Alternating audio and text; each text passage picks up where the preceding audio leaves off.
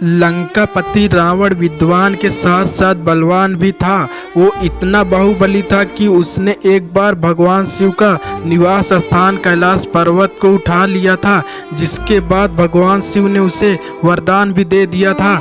लेकिन सवाल ये उठता है कि इतना बलवान होने के बाद भी रावण माँ सीता के स्वयंवर में एक धनुष को हिला नहीं पाया, आखिर क्यों?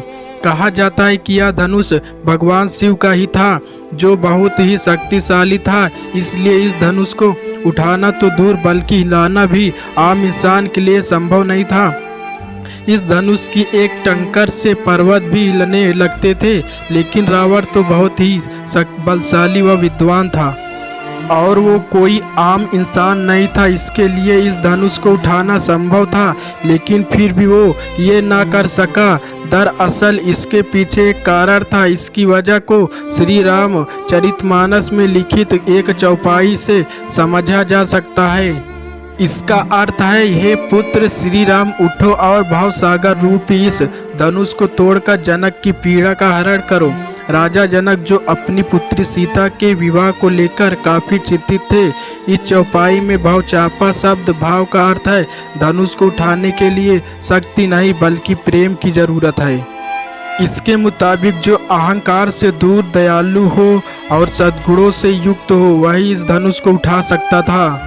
लेकिन रावण एक अहंकारी राजा था। उसमें घमंड कूट कूट कर भरा था। वह हर वस्तु शक्ति से पाना चाहता था।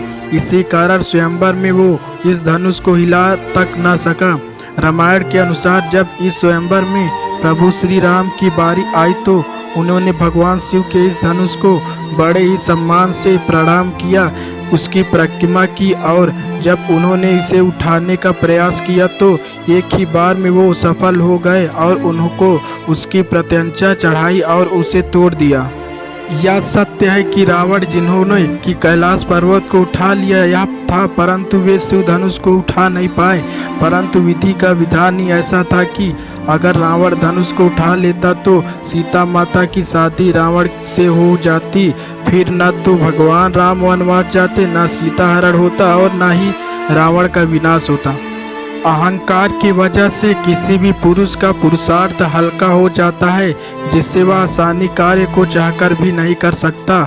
वही विनम्र और धैर्यवान पुरुष कठिन से कठिन कार्य क्षण मात्र में कर लेता है। रावण भले ही शिव जी का कृपा पात्र था, लेकिन वह अहंकारी एवं मंदता था, इसलिए शिव धनुष को उठाना उसके बस की बात नहीं थी। वहीं श्री राम जी भी शिव भक्त थे, लेकिन राम जी धैर्य, साहस, विनय, विनम्रता, मधुरभाषी आदि गुणों से संपन्न थे। सो उनके लिए शिव धनुष उठाना तिनके के समान था। प्रिय मित्र, ध्यान से समझे, सत्य पर विचार करे। यह भेद वो ही जान समझ सकता है जिसने ब्रह्मा के दोनों रूप निराकार व साकार का अच्छी तरह से भेद जान समझ लिया हो।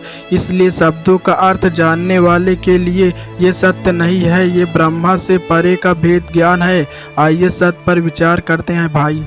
रावण मतलब मन, सकल शुभ मतलब कई जीवित शरीर, मन के साथ शिव मतलब जी जो ताकत देता है शरीर, वह मन को विद्वान मतलब गुरु जो यह यज्ञ भेद रखता है वो।